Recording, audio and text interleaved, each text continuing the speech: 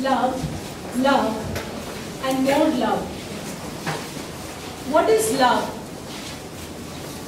Yes, it's the most difficult to define love as it is unique like the fingerprints. Genuine love is to desire the ultimate good of another person. God's most important commandment, love one another as I have loved you.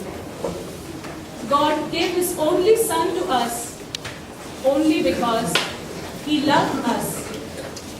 Jesus fed 5,000 people out of His love for them. Mother Teresa worked with the poor because of her love for God and His people. Our parents love us because we are God's gift to them. We now invite Father Blaney to light the candle of love.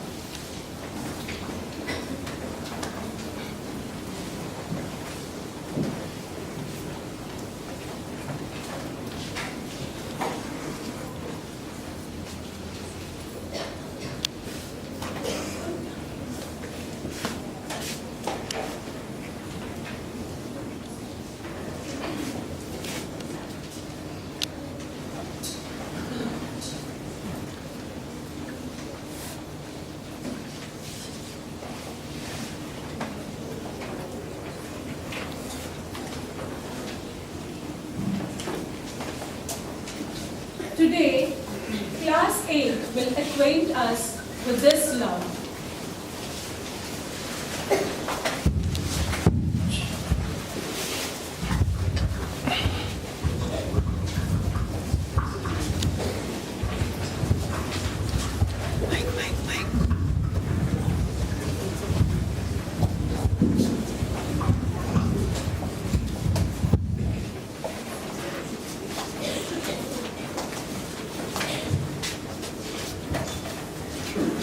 You know, I don't think my parents love me very much. How can you say that? I am so upset. They don't buy me expensive presents anymore. Excuse me, that is not what love means. Isn't it normal that if you love someone, you want to give them really nice presents? I think that's more of a worldly idea, to give someone presents to make them love you. Yes, the Bible never tells parents to buy their children expensive presents. We should love each other.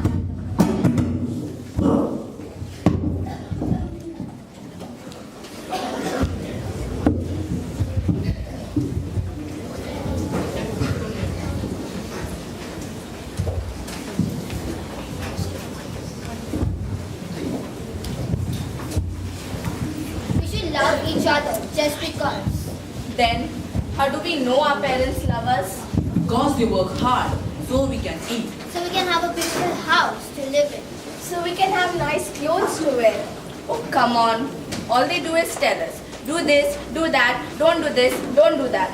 They have some rules to follow to keep us safe. To help us get along with others. To keep us out of trouble.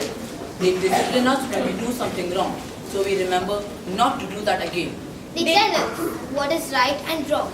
So we grow up to be wise. They take us to church to have a personal relationship with God and have a personal relationship with Him so we can have eternal life. They are patient with us. They keep forgiving us. Everything they do is to help us have a good life now and for when we grow up.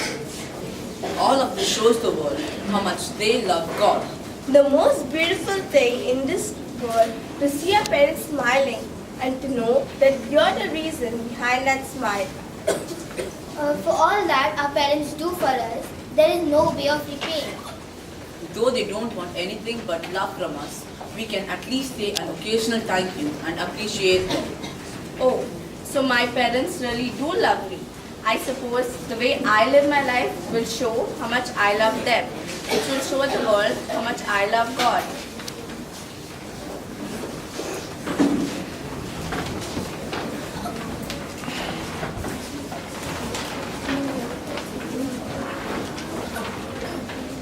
Saint John in his first epistle writes, Dear friends, let us love one another, for love comes from God. Whoever does not love does not know God, because God is love.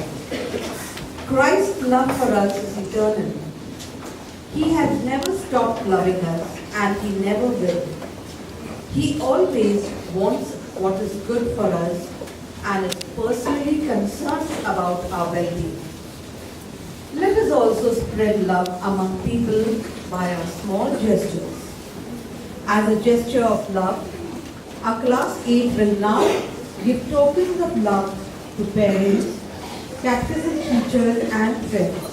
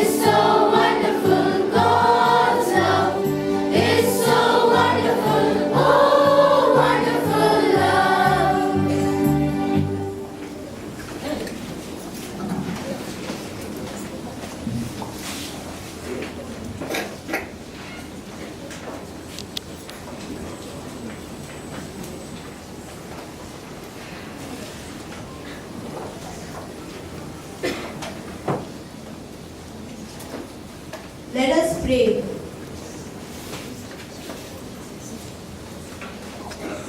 Please repeat after me. Please stand. Loving God, we thank you for your gift of love shown to us perfectly in Jesus Christ our Lord. Help us prepare our hearts to receive Him. Bless our worship. Help us to hear and do your will. We ask this in the name of the one born in Bethlehem. Amen.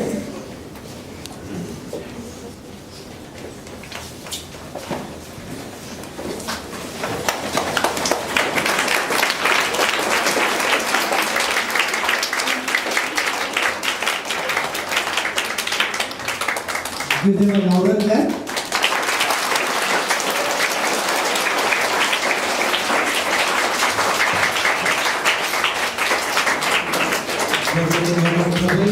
To prepare the words, the chant, and also teaching the students to speak and can marvel at the memory. They knew all their parts by heart and so well. They must be very, very studious, I think, all those four of them.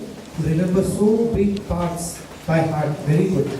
So thank you, my dear Standard 8 teachers and students who took part for the powerful message and also for this rose of love. Thank you very much. So when we are come to the end of the 4 Fridays or 4 Sundays, 4 days when we light the candle, the wreath, I want to say thanks. Firstly to all the 4 classes, class 8 today, then there was class 7, class 6 and class 5. The teachers who prepared the students and also the students who took part. A big thanks to all of them. Once again, we'll give a big round of applause to all of them.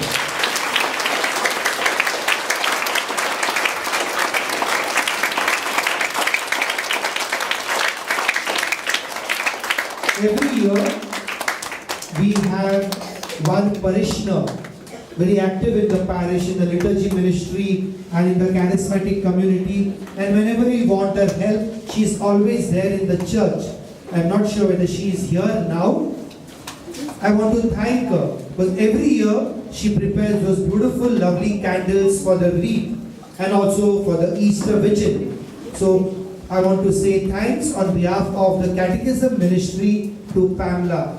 Pamela, if you are around, thank you very much.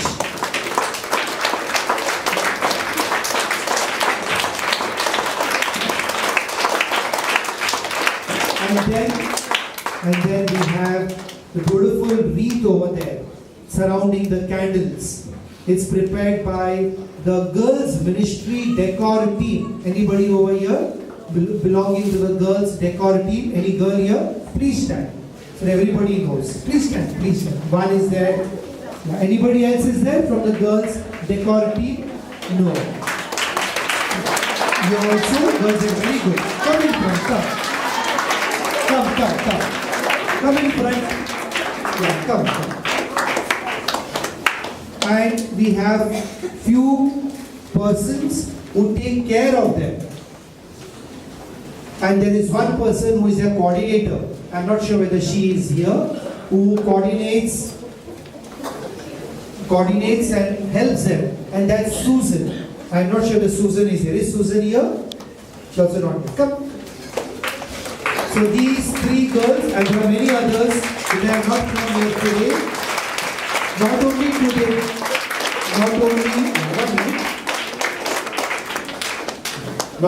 they have prepared the wreath, but during the year they are decorating the church on many occasions. So whenever I say the decor team of our parish has done, you will know at least among the many girls, these three girls belong to that team. Now give them a big hand.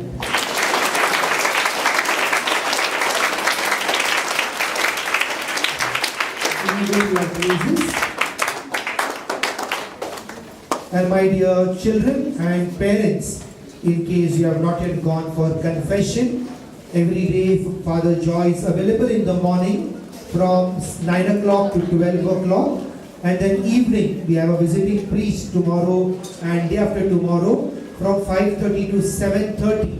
So kindly go for confession if you have not yet gone. Fridays is very difficult because of our number of masses we have. We're not able to get a priest full time for confession. But you may come tomorrow or on Sunday. Try to avoid coming on Monday because that is a day when we have to prepare for Christmas. So try to come either tomorrow or on Sunday.